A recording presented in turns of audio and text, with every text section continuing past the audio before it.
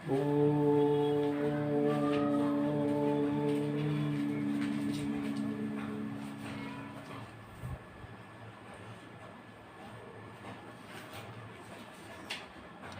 जो व्याकरण है ना, संस्कृत व्याकरण जो है, इसको भाषा की तरह नहीं देखना चाहिए। जैसे अन्य भाषा है, अंग्रेजी है तो किस काम में आती है कि भाई जो अंग्रेज देश हैं वहाँ हम हिंदी नहीं बोल सकते, उनको हिंदी नहीं आती, तो एक ट्रांसलेशन अंग्रेजी में हो गया। डच लोग हैं, उनके यहाँ कुछ और भाषा है। तमाम प्रकार की भाषाएं विश्व में हैं। ये ऐसे कोई भाषा नहीं है इस प्रकार से। भाषा का कार्य करती है ये, लेकिन उससे बहुत अधिक है। इसका एक एक सूत्र जो है, एक तो हम जो भी बात आपको बता रहे हैं वो प्रमाणित है, गुरुजनों से वो प्रमाणित बात है। खूब चर्चा करके इस बात के दोहन के बाद हम ऐसा बोल रहे हैं। मतलब ऐसा नहीं है कि कोई हमने अपने मन से बना दी, नहीं। तो ये जो समझो आप इसके सूत्र हैं, आजकल ये पुस्तक छपती है, अष्टाध्याय की बहुत पुस्तकें छपती हैं, फिलहाल मेरे पास ये है। इसमें व्याकरण के पूरे 4000 सूत्र हैं, जो भगवान पाणिनि ने।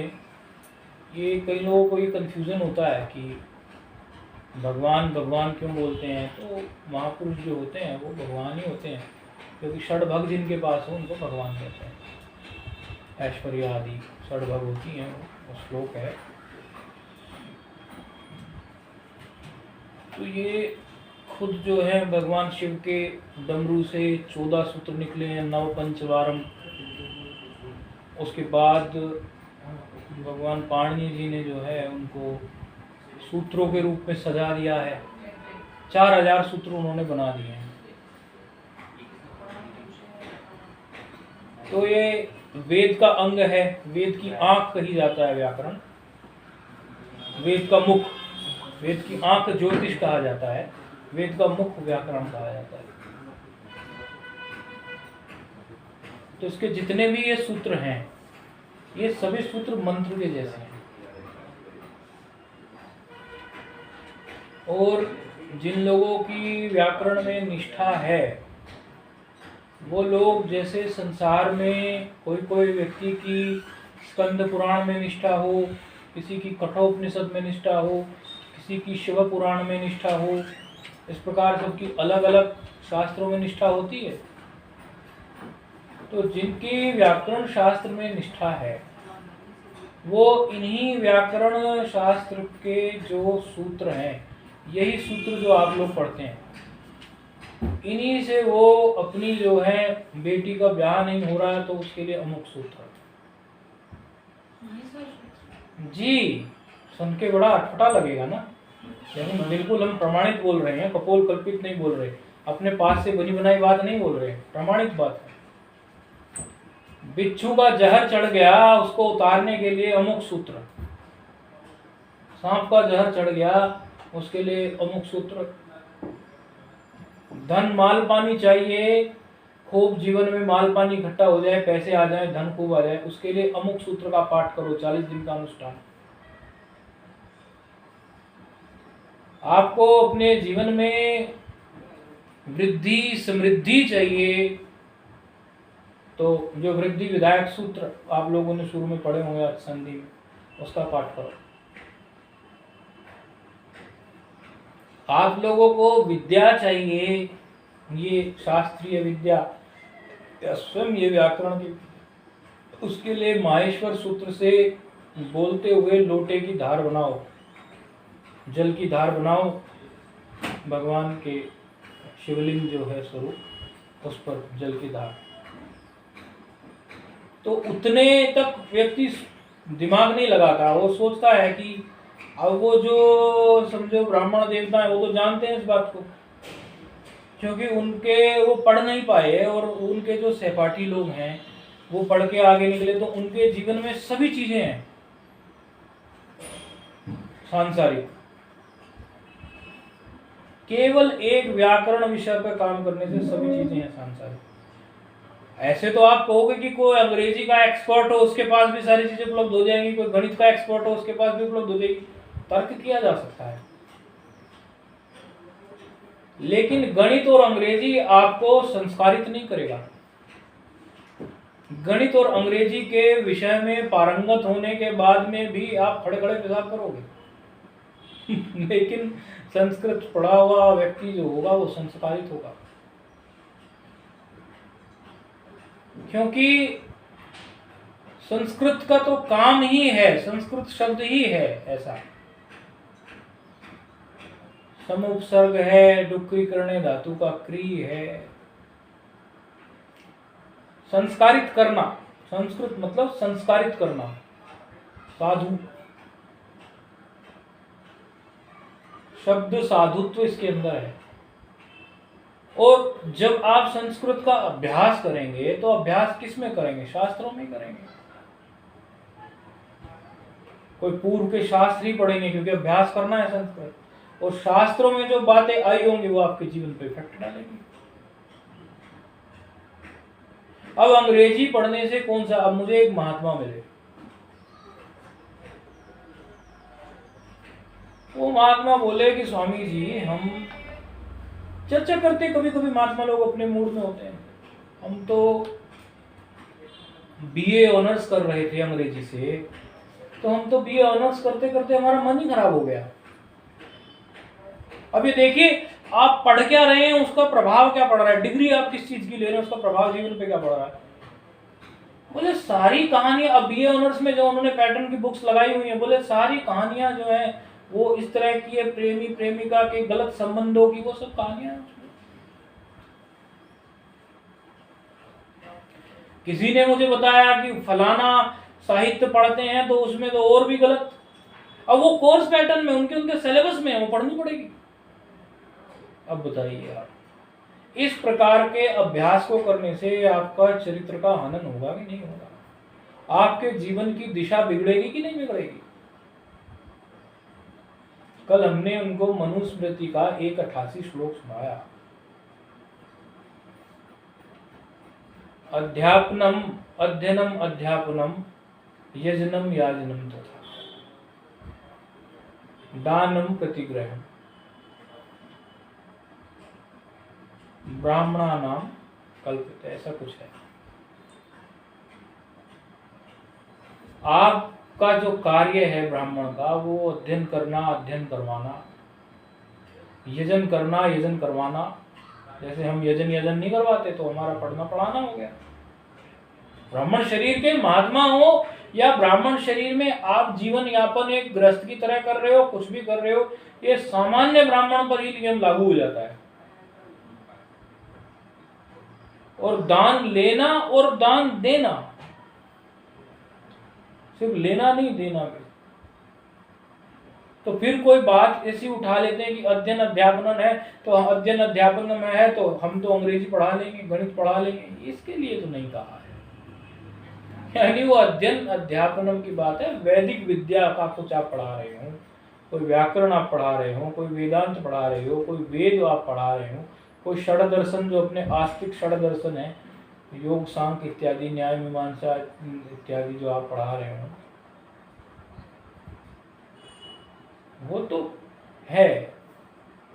लेकिन उससे अलग आप कुछ पढ़ा रहे हैं तो फिर आपका वो अध्ययन और अध्यापन वो सम्यक नहीं है। वही जैसे बताया अंग्रेजी का है। तो ये अष्टाध्यायी का जब हम चिंतन करते हैं तो इसके पाठ करने मात्र से, सूत्रों का सोचते होंगे कि अरे क्या रट्टे मार रहे हैं, तो इससे क्या होने वाला है, या उपनिषद के मंत्रों का रट्टे मार रहे हैं क्या होने वाला है। अरे नहीं भाई, अंदर वासना जन्मों जन्मों की जो संचित हो गई है ना, ये उसकी धुलाई करता रहता है। अंतःकरण शुद्धि के लिए व्याकरण बहुत बढ़िया चीज है। यदि कोई विद्यार्थी व्याकरण का चिंतन करता है, उसके सूत्र इत्यादि का, तो उसकी सिर्फ सीखता ही नहीं है, वो उसके अंतःकरण की शुद्धि भी होती रहती है। अब समस्या क्या है, अंतःकरण शुद्धि के लिए कोई पैरामीटर नहीं बना, कोई मापक यंत्र नहीं बना कि वो मुंह में डाल दें और पता कर लें कि 70% तक अंतःकरण शुद्धि हो गई, तो पता चल जाए कि हाँ भाई हमारे शास्त्र ने कुछ काम किया। वो स्वयं ही अनुभूत करने की चीज है, उसमें कुछ अलग से दिखता नहीं है। लेकिन वो पता चल जाता है जब कोई व्यक्ति संस्कृत का कोई चिंतन कर रहा होता है, मंत्रों का या फिर व्याकरण के सूत्रों का, अष्टाध्याय के, कि मेरे जीवन में कुछ परिवर्तन आने लगा है, कुछ हल्कापन आ गया है जीवन में, कुछ दिशा ऐसी बन गई है कि मैं बहुत आनंद में रहने लगा हूं। जो विद्या के आनंद में रहता है, शास्त्र के आनंद में रहता है, वो बाह्य विषय उसको ज्यादा सुख नहीं देते। अब बता रहे थे वो ना एक महात्मा की बात, कह रहे कि वो फला फला महात्मा है, जब मर्जी अंडरग्राउंड हो जाते हैं और अपनी विद्या में लीन रहते हैं। तो इनके जो सूत्र हैं, जैसे आपको एक नमूने के तौर पर बता दें, यदि आप पता करना चाहें तो आप इसमें देखो, नकार से देखो, ना अव्ययी भाव वाला सूत्र मिलेगा आपको। उसमें मैं बताता हूँ सूत्र आपको पूरा। अव्ययी भाव समास में ना अव्ययी भाव वाला सूत्र ये हमें दे दीजिए तो आपके हाथों से ले लेंगे। अच्छा, तो उसको मालपानी के लिए है, वो तो मालपानी बनाना है, मालपानी बनाने के लिए करना है, उसकी पद्धति बता देंगे, लेकिन अभी तो सामान्य बता रहे हैं। वो है उसमें ढूंढ के हम बता रहे हैं कहाँ, आपको नंबर बता देते हैं सूत्र। हाँ, अष्टाध्यायी में है, आपको लघु में भी मिल जाएगा, हम अष्टाध्यायी में आपको बता देते हैं। तथा दध न,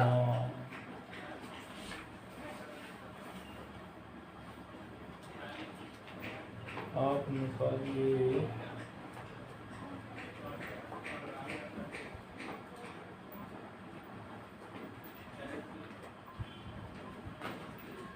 दो चार 83 सूत्र निकालिए आप, 2 4 83। अष्टाध्यायी की पुस्तक हम आपको देते हैं अभी, एक मिनट हो गया। ओके, आइए बाहर हो गए।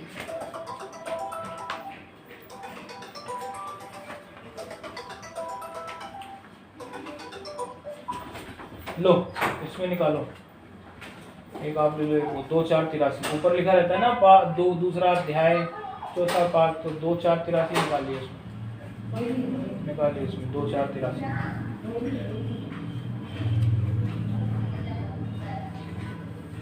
2 4 83 निकालिए इसमें सूत्र।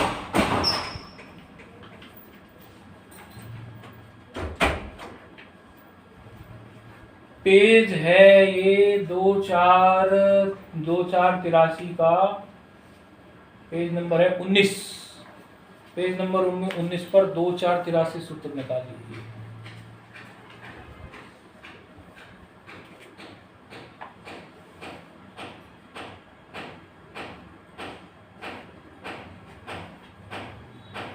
देखो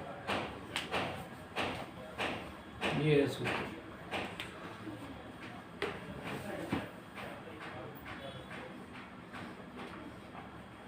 देखो आप लोगों को ऐसा कोई सूत्र दिख रहा है क्या?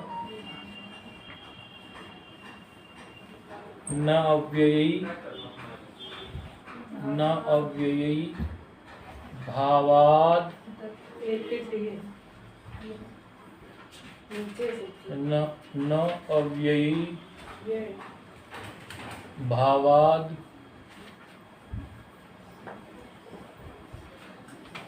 अतो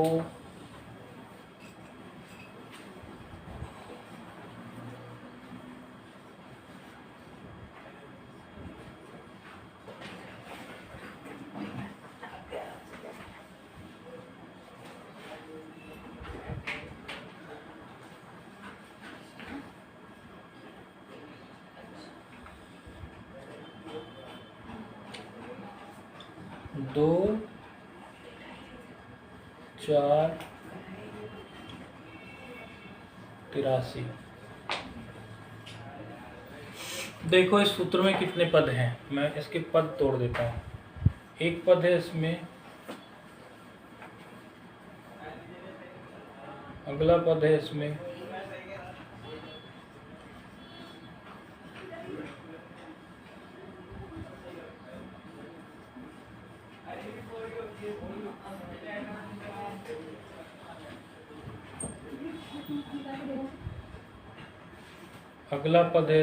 अतो। अगला पद है इसमें अम। उससे अगला पद है इसमें तू।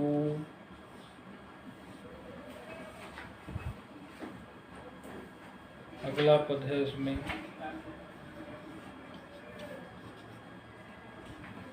लघु सिद्धांत कौमुदी में मिल रहा है कहीं आप लोगों को? उसमें नहीं देखा, अष्टाध्यायी में मिला। इस सूत्र इसमें 6 पद हैं। ये षटपदी सूत्र है। 1 2 3 4 5 6। इस सूत्र का 40 दिन का जो अनुष्ठान करता है उसके बाद वित्त की कमी नहीं रहती। व्याकरण में षटपदी जो सूत्र हैं, वेद का अंग है ना ये, क्योंकि षटपदी मतलब 6 पदों के जो सूत्र आएंगे वो कुछ ना कुछ विशेष उपाय वाले होंगे, उनसे कुछ विशेष हासिल होगा। ये षटपदी सूत्र है, ये षटपदी सूत्र है। एक और सूत्र षटपदी आपको उदाहरण के तौर पर बता देते हैं।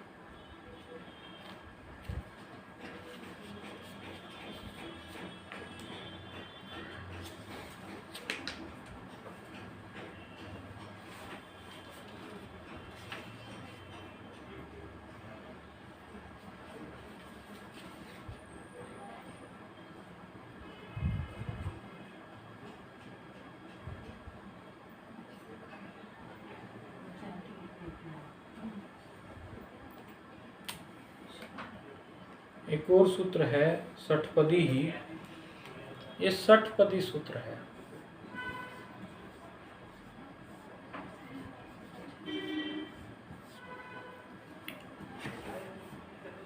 इसका 40 दिन का अनुष्ठान किया जाता है इस सूत्र का।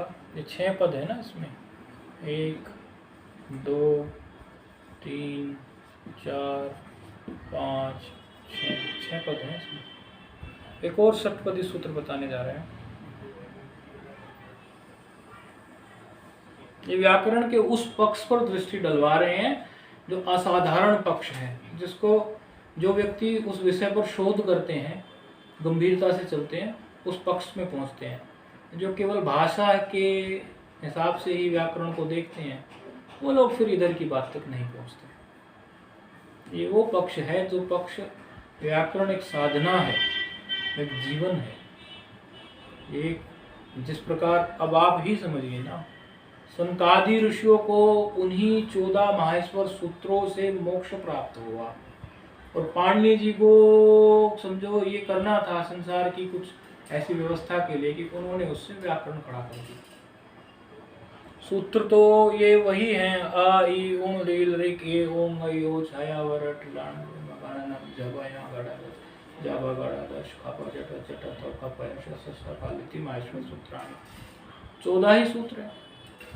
इन्हीं 14 सूत्रों की सृष्टि की उत्पत्ति में ये किस प्रकार कार्य करते हैं, कारण ब्रह्म में ये वर्ण विज्ञान जो है, ये वर्ण उत्पन्न होते हैं, इसका स्फोट विज्ञान क्या है, स्फोटायनिक ऋषि हो गए, वाक्यपदीय एक शास्त्र लोग पढ़ते हैं, उसमें भी स्पष्ट किया गया है कैसे सृष्टि की उत्पत्ति कहाँ से है, क्या है, वो कहाँ विलीन हो जाता है, वो वर्ण विज्ञान है पूरा।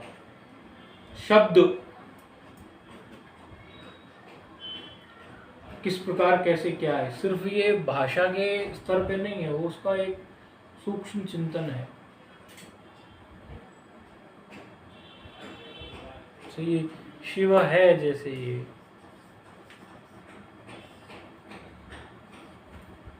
इसमें ये इकार जो है, ये शक्ति है। शिव में जो ये इकार है, ये शक्ति का द्योतक है।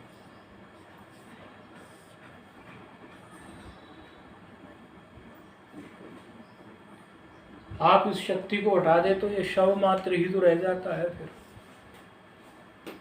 बताओ, ये शक्ति का द्योतक है।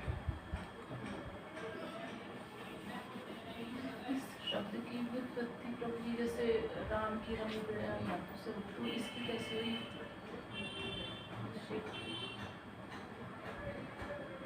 उदंतत्वात बनाना पड़ता है उसको, और अभी मेरे ख्याल में वो नहीं आ रही है, बता दूंगा, दिमाग से निकल गया है। तो ये एक षटपदी सूत्र है। दूसरा एक और षटपदी सूत्र बता रहे हैं, उसको किस में काम आता है वो भी बता देते हैं। आप खोलेंगे तो आपको बता दें कहाँ मिलेगा। 8-2-80 है आपकी अष्टाध्यायी में, 8-2-80 पे मिलेगा ये सूत्र। अदसो है ऐसे, असे,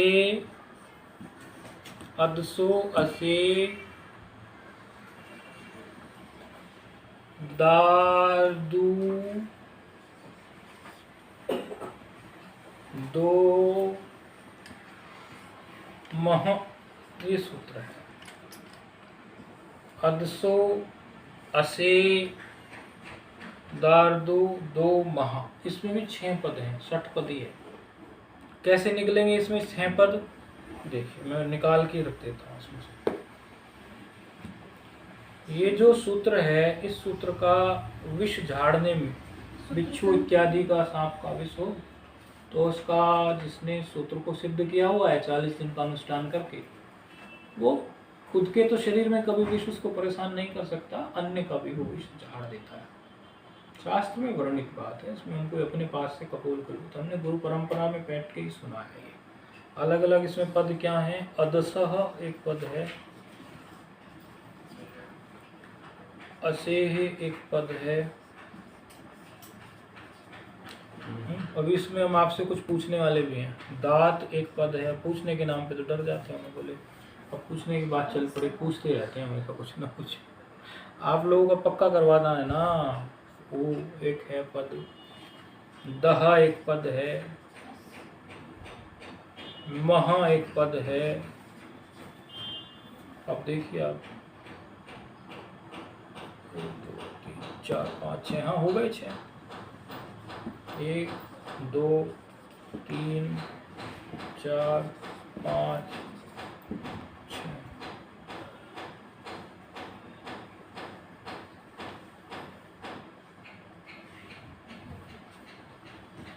इसको गंभीर से गंभीर किसी को विष हो और ये किसी ने मंत्र अपना ये सिद्ध किया हुआ है तो वो झाड़ सकता है। और यदि वैसे भी विष किसी को चढ़ जाए, उसमें सिद्ध भी नहीं किया हुआ है, तो भी इसका पाठ करे। उदस खाली उदस नहीं, अदसह, असेह, दात, उ, दह, महा। अच्छा झाड़ने वाली यही सूत्र जो सर? नहीं नहीं, वो तो क्या करते हैं मुझे नहीं पता भाई, मुझे नहीं पता वो क्या करते हैं, लेकिन ये शास्त्र प्रमाणित है। मुंह चाहे से इसका झाड़ने। जो ऊपर र आया है, उसका वही मैंने कहा लगी, किसका? दार्दू है जैसे। दात, उ, आप बताइए। ऊपर वाला र।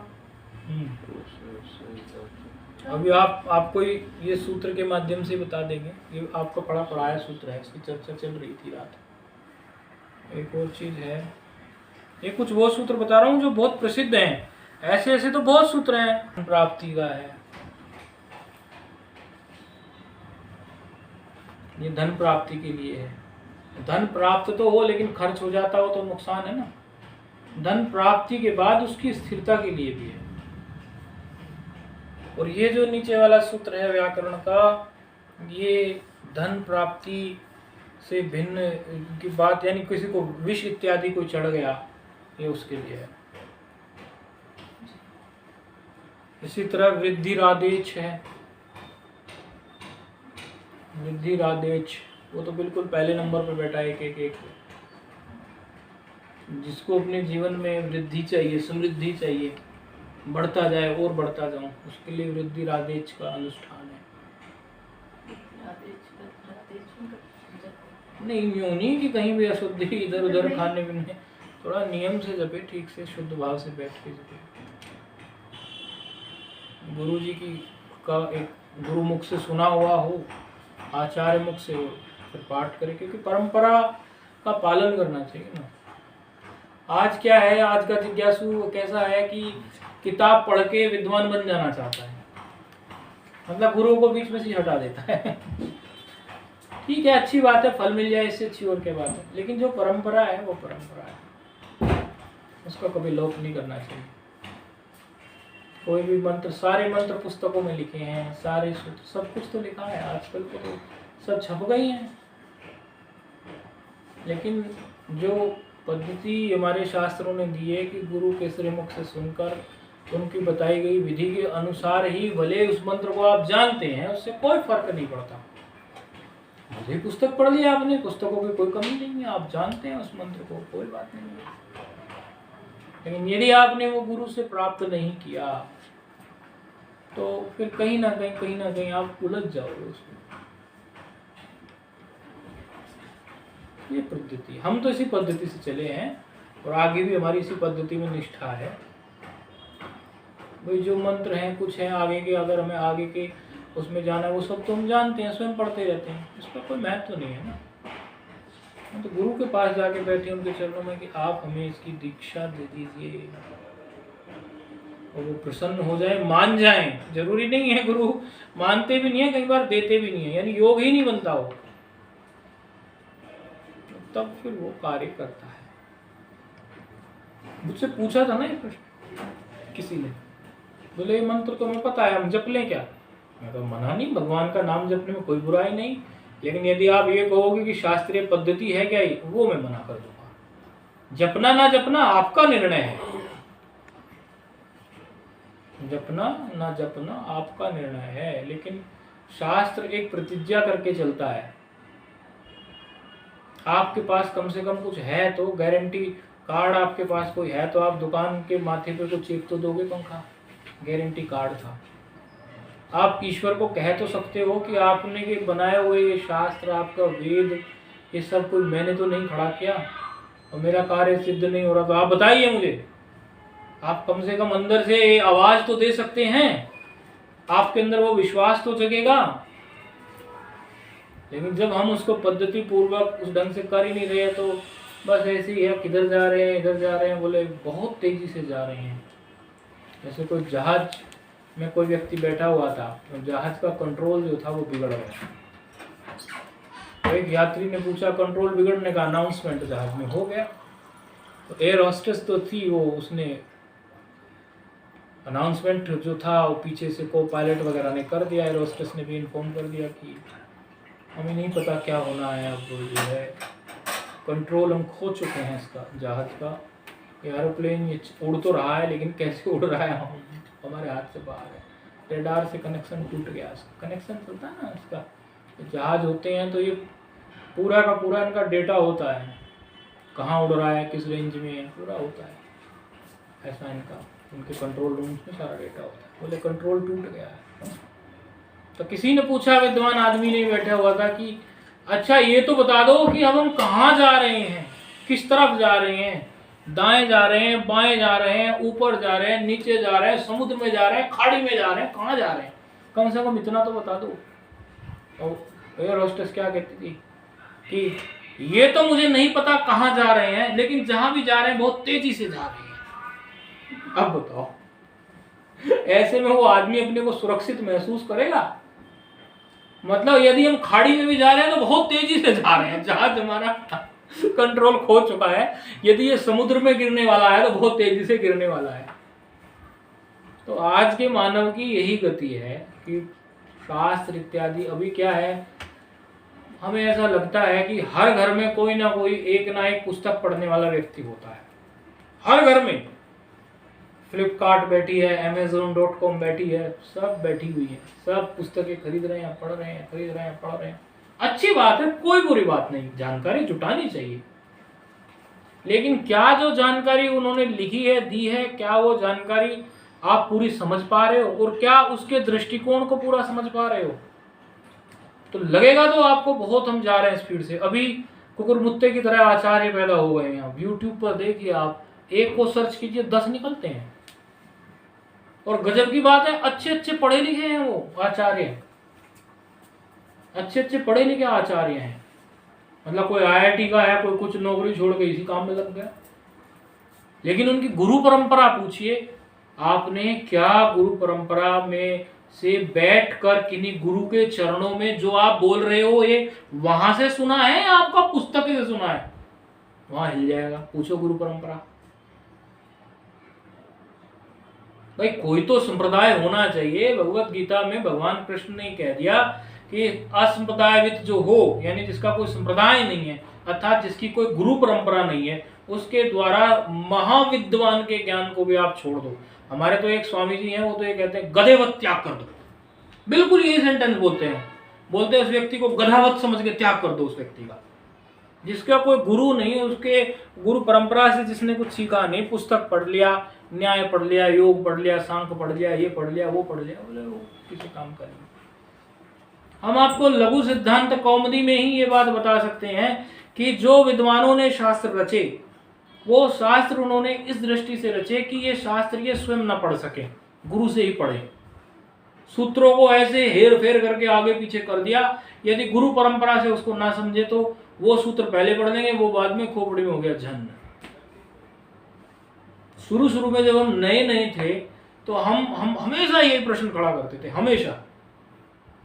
मैं गुरुजी ये तो सूत्र वहां होना चाहिए था, यहाँ रख दिया।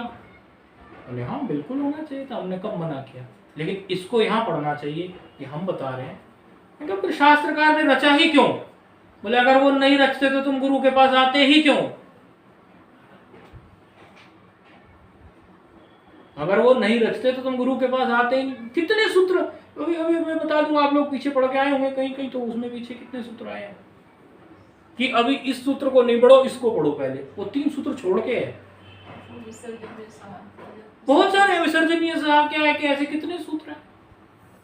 यदि गुरु परंपरा से उसको ये नहीं देखे कि इसको ऐसे पढ़ना, फेल हो जाएगा मामला, दिमाग झन हो जाएगा, समझ में नहीं आता। तो गुरु जी कहते हैं फिर कि पहले इसको पढ़ना, उसके बाद इसको पढ़ना। अब वहां पुस्तक में तो सीक्वेंस से लिखे हो, आदमी क्या सोचेगा वही सीक्वेंस से पढ़ना है इसको।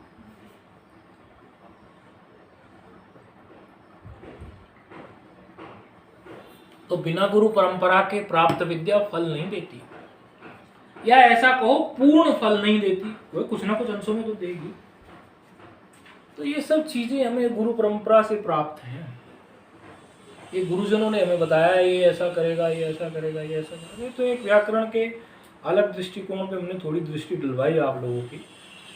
अब आप लोगों को जो कोई सूत्र में कोई कंफ्यूजन हो तो पूछ लो आप। ये तो एक ऐसी थोड़ा सा अलग दृष्टिकोण हमारे आ गया, एकदम से विचार आ गया तो तुमने बता दिया।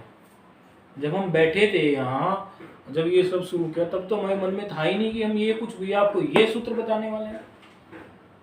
तो पता नहीं किस लहर में आ गया, तुमने बता दिया। और भी होंगे सूत्र ऐसे?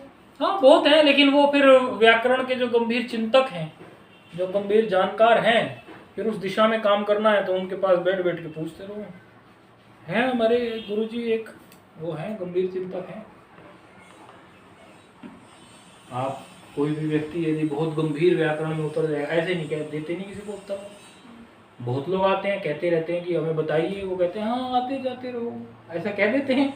देखते हैं वो आते जाते में कितने दिन आ जा रहा है तो उसको उत्तर देंगे। ये थोड़ी है कोई भी आया तो टकसाल थोड़ी लगी है, पहले दिन जाके खड़ा होगा मेरे कुछ प्रश्न है तो कहते हैं हाँ हाँ सब हो जाएगा ठीक, आते जाते रहो। तो देखा जाता है 10 दिन 15 दिन 20 दिन, इसका पेशेंस क्या है? पहले ही दिन उसको उत्तर दे दो, उसका कुछ लेना देना तो उसको उस उत्तर से है नहीं। प्रश्न तो सबको ही उठ रहे हैं, फिर वो गंभीर प्रश्न करेगा व्यक्ति तभी जो धैर्यवान होगा, जो कह रहा होगा। देखते हैं ना उसको कैसे उठता है, कैसे बैठता है, प्रणाम कैसे करता है, पूरी नजर होती है गुरुओं की। बिल्कुल नजरें जो है, सीसीटीवी कैमरा क्या होता है वो तो कुछ भी नहीं है। सीसीटीवी कैमरों का प्रचलन तो अभी तो चल गया, गुरु की नजर ही सीसीटीवी का बाप थी। हाँ आप कुछ बता रहे थे, कोई सूत्र पूछने का, कोई इच्छा नहीं है सूत्र पूछने की? हो गया सब? हो गया सब समस्या सुलझ गई? इससे अच्छी और क्या बात है? जिसकी सब समस्याओं का समाधान हो जाएगा तो मोक्ष को प्राप्त होगा, उससे क्या चाहिए फिर?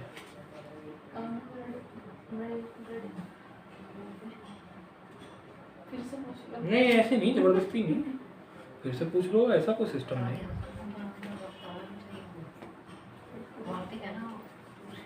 दिखाइए पुस्तक, दिखाइए, लघु है ना? एक महात्मा एक दिन बोले लघु पढ़ रहे हो, दूसरे बोले लघु नहीं है, नाम में लघु है तो बड़ी दीर्घ जान पड़ी। बोले मुझे नाम लघु है इसका, बड़ी गंभीर है। और शुरू में हमारे साथ भी था, पुस्तक खरीदी है, क्या है 3 महीने में साफ कर डालेंगे। इतनी पुस्तकें पढ़ी इंजीनियरिंग की, ये क्या है, इतनी सी तो है। जब लोगों ने अपने अनुभव बताया कि कई लोग तो उसको 3 साल में नहीं कर पाते, आप 3 महीने की बात कर रहे हैं। एक गुरुजी से मिले, वो तो इतने बड़े विद्वान हैं कि काशी के और कई जगह के उनका डंका बजता है, उन्होंने 1 साल में पूरी की। मैंने कहा फिर हम कहाँ करते हैं यार, हम भी 1.25 साल के बजट में आ गए। हम विद्वान तो नहीं कहते अपने को, लेकिन ईश्वर की किसी कृपा से हम भी मतलब 100 में से 80 अंक वाले हो गए इस शास्त्र को पूरा करने में। जब भी पूरा किया उसके हिसाब से, बाकी नहीं तो संस्कार नहीं, कुछ नहीं। इंग्लिश मीडियम से ये सब चीज़ों से निकल के इसे पकड़ पाना बड़ा कठिन है। यही है ना, इसमें कानम रेडिते में यदि आपको कहीं भी समपुंग और कान मिल जाए तो समपुंग का नाम से वक्तव्य ही लगाइए आप। यदि वहां पे कुपोहो कपहु च सूत्र प्राप्त भी है तो उसको इति प्राप्त कह के बोल दीजिए, आप उसको इति प्राप्त कह के बोल दीजिए। लेकिन ये जरूरी नहीं है ना कि आप उसको सूत्र को लगाएं, और सूत्र लगाने की आपको जरूरत नहीं है, क्योंकि वो सूत्र के अलावा दूसरा सूत्र वहां पर अच्छे से प्राप्त है तो उसको आप लगाइए।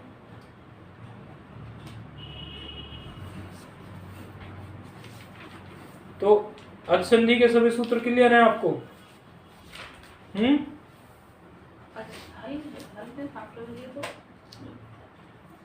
अच के हल्के सब क्लियर है क्या?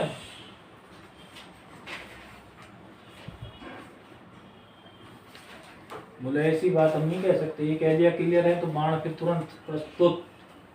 फिर कौन दीदी को पढ़ाओ, बाण फिर आ जाएगा। बोले ये कह दिया हमने कि हो गया।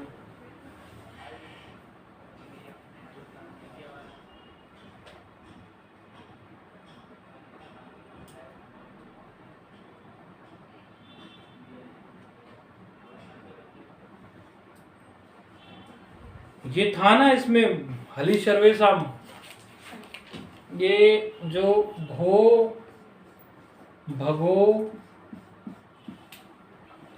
अघो, भो भगो अघो अपूर्वस्य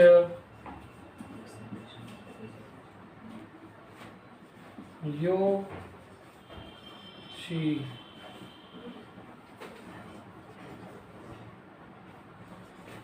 भो का मतलब बताया था, भो का मतलब सामान्य व्यक्ति के संबोधन के लिए सामान्य संबोधन।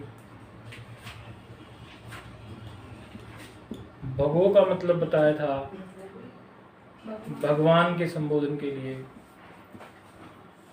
अघो का मतलब बताया था किसी पापी दुष्ट व्यक्ति के लिए। ये भो भगो और अघो का मतलब इसमें आया था।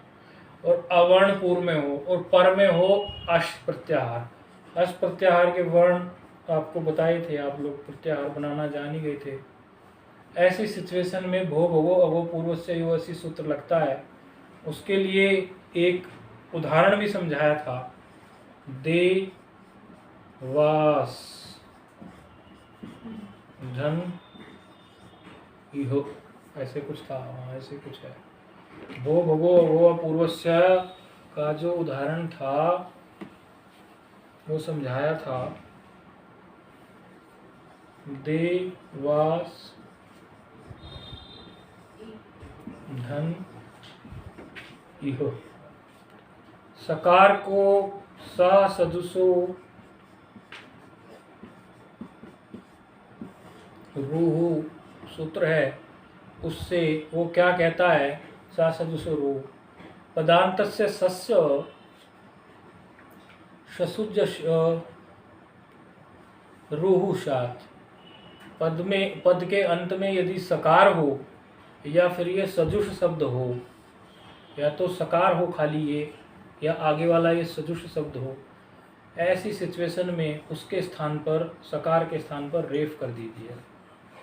ये रकार को रेफ बोलते हैं। ये फिर ये रेफ जो है, भो भगो अघो पूर्व से सूत्र कह रहा है अवर्ण पूर्व में हो। ये वकार जो उत्तरोत्तर अकार का आकार है, ये देवार में, ये देवार ऐसे ही तो है, देव और ये आ ऐसे है ना, और फिर ये तो कहते हैं कि ऐसी सिचुएशन में आप भो भगो अभो पूर्वस्य लगा दिए, लेकिन यदि पर में अश प्रत्याहार का वर्ण हो, ये अश प्रत्याहार में आया ना, आ रहा है अश प्रत्याहार में, अश प्रत्याहार बनाना सिखाया था। अश में कौन कौन से वर्ण आए, आ ई उ री री वो सब आ रहे हैं ना, तो ई आ गया अश के अंदर ही, यानी शर्त मिल गई। तो ऐसी सिचुएशन में रेफ जो हो वो रेफ का क्या हो जाए, रेफ के स्थान पर यकार आदेश हो जाए। तो यहाँ लग गया भो भगो वाला सूत्र और बन गया देवाय इह। फिर देखते हैं कि एक सूत्र पहले पढ़ा हुआ है लोप शाकलस्य, एक सूत्र है ना लोप शाकलस्य, शाकल्य भी एक ऋषि हुए ना, शाकल्य। वो क्या कहता है कि यदि आपका अवर्ण से पर में यकार या वकार हो और पर में अश प्रत्याहार का कोई वर्ण हो, ई जो है वो अश का है, ये यहाँ भी देखा था अभी भी देख रहे हैं, तो यकार का लोप हो जाए, गायब हो जाए, तो यकार ये गायब हो गया सूत्र से, तो ये ई मात्र शेष रह गया। अब ये जो इस तरह की सिचुएशन है ये तो हमारी समझ में आ गई, लेकिन यदि पर में अश प्रत्याहार का वर्ण कोई नहीं है और पर में कोई और वर्ण हो गया, क्योंकि अश में कहां तक के वर्ण आ गए, अश में वर्ण आ गए अकार से लेकर और जबगढ़ दस के शाह तक, यहां तक के आए उसमें। लेकिन यदि बात इससे आगे निकल गई जबगढ़ दस से, तो फिर क्या करें, तो अगला सूत्र आता है, कहते हैं हली सर्वेशाम। ये हली सर्वेशाम भी पढ़ दिया होगा आपने, शायद नहीं पढ़ा तो हली सर्वेशाम, हली सर्वेशाम 8-3-22 है। हली सर्वेशाम क्या कह रहा है, भो भगो अघो अपूर्वस्य, ये तो वही बात है जो पूर्व के सूत्र में कही, एतद पूर्वस्य। एतद पूर्वस्य का अर्थ बताया था ना, भो पूर्वस्य, भगो पूर्वस्य, अघो पूर्वस्य, अवर्ण पूर्वस्य, ये एतद पूर्वस्य का अर्थ था। एतद पूर्वस्य मतलब इसके पूर्व में होते हुए, तो इसके या इनके में कौन है, भो एक है, भगो एक है, अघो एक है, अवर्ण एक है, हर एक के साथ जोड़ दिया पूर्वस्य, भो पूर्वस्य, भगो पूर्वस्य, अघो पूर्वस्य और आपका अवर्ण पूर्वस्य, वही उन्होंने यहाँ लिख दिया है सूत्र की वृत्ति में। भो भगो अघो अपूर्वस्य यस्य, यस्य मतलब यकार, अर्थात यकार के स्थान पर, यस्य जो है, यस्य षष्ठी है और षष्ठी का मतलब होता है इसके स्थान पर। लघु सिद्धांत कौमुदी में जब षष्ट्यांत कोई पद मिल जाए षष्ठी विभक्ति का, तो उसके स्थान पर, ऐसा उसका अर्थ निकालना चाहिए। तो यस्य लोपः स्याद हली, मतलब हल प्रत्याहार के वर्ण पर होते हुए। अब हल में कौन कौन से वर्ण आ गए, हयावरट से शुरू हुए और लास्ट में जो हल है आखिरी में वहां तक गए, यानी अब यहाँ पर सारे व्यंजन आ गए, सारे व्यंजन आ गए कि नहीं आ गए 33। तो वो फिर ऐसी अगर सिचुएशन है तो उसमें जो आप यकार का लोप करना चाहते हैं, ये इस सूत्र से होगा, हली सर्वेशाम से। जो पहले लोप शाकलस्य से किया था वो इससे होगा। उसका उदाहरण इन्होंने दे दिया, जैसे भो जो है वो पहले ऐसा था, भोस देवा, देवता के संबोधन के लिए भी बोल देते हैं भो, सामान्य व्यक्ति के लिए भी, देवता के लिए भी, और जो भगवान कोटि के उसके लिए भगो, ठीक है। देवता भी तो बहुत सारे ना, कोई छोटे मोटे देवता हों तो उसके लिए भो देवा कह देते हैं। मनुष्य के लिए भी देवता स्वरूप हो तो भो संबोधन ले लेते हैं। अघो तो बिल्कुल पापी के लिए, तो भो का ये भोस है, उधर भो उसको लिख देते हैं शॉर्टकट में, वो भो का, वो भो जो है वो भोस ही है।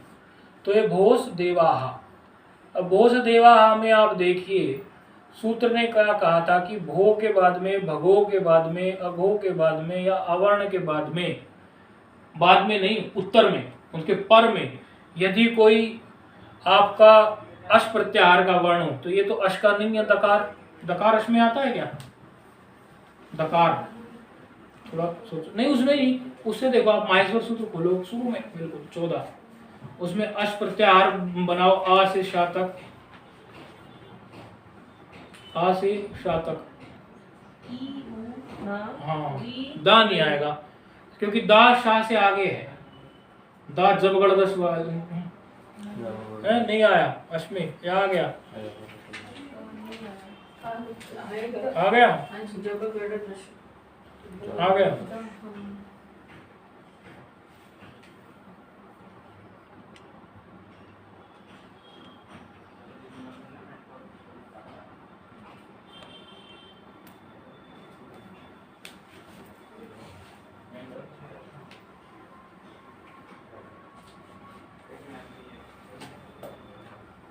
ये पूरा, ये दकार से भो देवा, ये पूरे हल प्रत्याहार के लिए काम कर रहा है। सकार से फिर बाद में वो यकार बन जाएगा, ऐसे भो या ऐसे बन जाएगा, और भो नहीं, पहले रेफ बनेगा, पहले से रेफ बनेगा ना, भोर जी, रेफ से फिर यकार बनेगा, फिर यकार बनेगा। अच्छा, इन्होंने ये भो देवा भगो देवा, हाँ ये तो उसके उदाहरण हो गए ना, ये तो उसी के उदाहरण हो गए। भोज से भोर कैसे बनता है, किस सूत्र से बनता है? सकार से रेफ, बोलो। शास्त्र रू से बन गया ये। अब ये रेफ से यकार किससे बनेगा?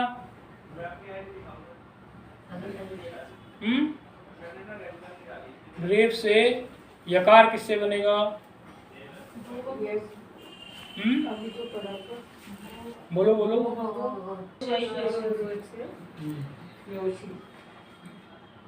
हली सर्वेशाम तो ये लोप के लिए है, तो इससे क्या बन गया? भो भगो अगो पूर्वस्य से यकार,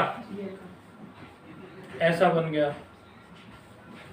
अब यकार का लोप हमने पहले, यदि अश प्रत्याहार पर में होता था, तो यकार का लोप हमने अत के पर में रहकर, आवरण के पर में रहकर हम किससे करते थे? लोपा साकलस्य से। लोपा साकलस्य क्या कहता है? आवरण यदि पूर्व में, लोपा साकलस्य वृत्ति याद है किसी को?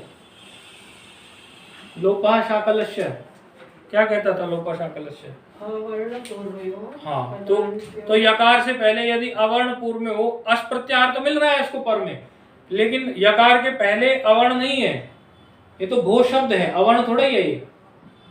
देवा में तो अवर्ण था, वहां में जो आ था वो अवर्ण का ही तो आ था, लेकिन भो में जो ओ है वो अवर्ण थोड़ी है, वो तो अलग होता है, अवर्ण थोड़ी होता है, वो अलग है। प्रत्याहार मुझे को आप आ ई उ अलग ही है, वो तो अलग ही उसमें आ गया, ये वो अलग है वो।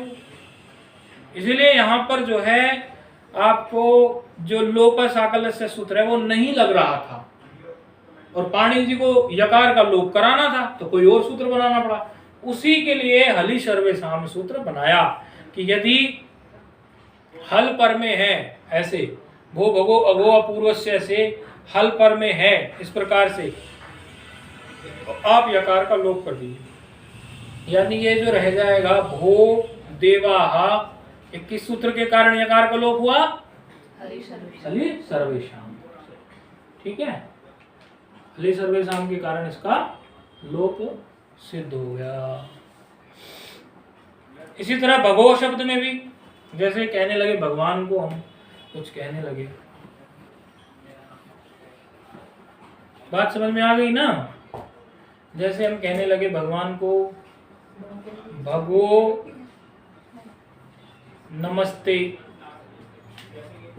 तो ये भगो ऐसे है, समझो भगोस, ठीक है, भगोस धन नमस्ते। अब भगोस का सकार से रेफ हो जाएगा, किस सूत्र से? वो आपने अभी जान ही गए, तो रट गया आपको, सदृशो रू से। रेफ से यकार किससे हो गया? भो भगो अगो पूर्वस्य से। रेफ को अब गायब करेंगे तो पर में क्या मिल रहा है? हर्ष प्रत्याहार मिल रहा है, सॉरी हल प्रत्याहार मिल रहा है। और पूर्व में भो, भगो या अगो, इनमें से कोई मिल रहा है। भगो मिल रहा है, यहाँ पहले भो मिला था, आपकी बार भगो मिल गया।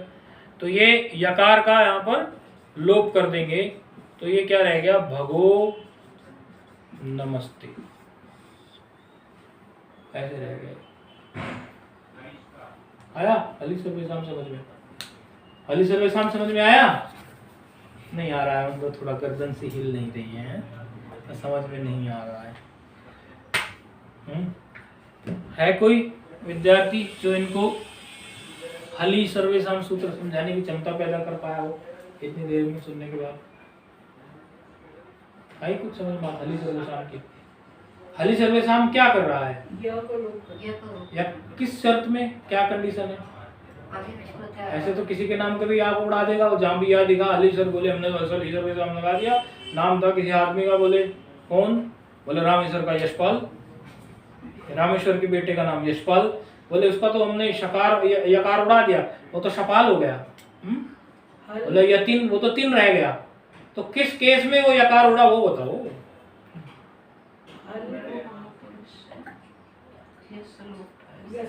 तो हली सर्वेशाम में तो हली आया ना, हल में तो सारे पूरा बताओ, पूरी कंडीशन क्या है?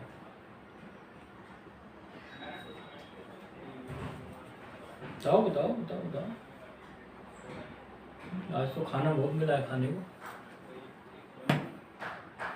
अभी तो पढ़ाया हली सर्वेशाम, अभी तो पढ़ाई तो रहे हली सर्वेशाम। कोई व्यक्ति महीना 2 महीना बाद पूछे तो भूल भी जाए, तो फिर सामने आमने हो रहा है काम। हाँ देखो ये बोलेंगी हाँ, पूर्व में भूर, भूर हाँ हाँ, और अवर्ण हो बोले, और पर में हल प्रत्याहार का वर्ण हो। ऐसे में यकार का लोप हो जाएगा, किससे? हली सर्वेशाम। फिर से बोलिए। वो बोलेंगे जिन्होंने पढ़ाया, हमें पढ़ाओ, फिर से पढ़ाओ। नहीं बताओ, बोलो बोलो बोलो। पूर्व में भो भगवा गो हो, पर में एक हल प्रत्याहार का एक है और नो, और पर में हल प्रत्याहार का। ऐसी यदि सिचुएशन कहीं भी मिल जाए तो वहां उस यकार को उड़ा देना। ये खेल सारा हली सर्वेशाम। एक जैसे इन्होंने दिया है अघो याही, ये का लोप कर देना।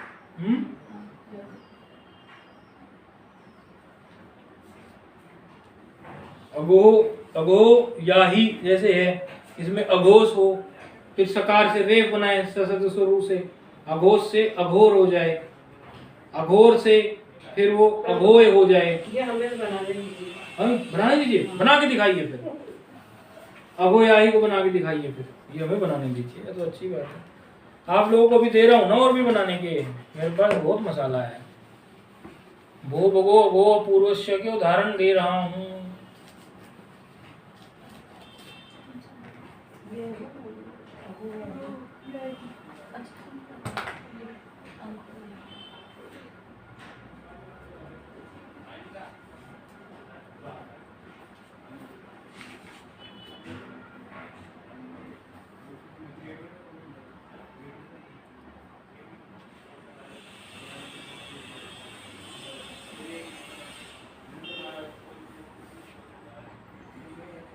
जिसको इसमें इंटरेस्ट हो जाता है, ये तो गणित का से भी ज़्यादा इंटरेस्ट इसमें आता है, उसके सवाल से ही निकालता रहता है, फिर उसको किसी और चीज़ में रुचि नहीं होती, बाकी चीज़ ही छोड़ देता है वो। और जिसको नहीं होता उसे लगता है काला अक्षर भैंस बराबर। जिसको इंटरेस्ट हो गया वो इसी में डूबा रहता है, इससे निकल भी नहीं पाता। तो लगता है बड़े आनंददायक चीज़ है, बड़ा इसमें दिमाग घिसता है, क्योंकि मस्तिष्क में जब कुछ चीज़ बैठने लगती है ना घिस घिसा के, फिर वो उसको बड़ा आनंद आता है वो कार्य करने में।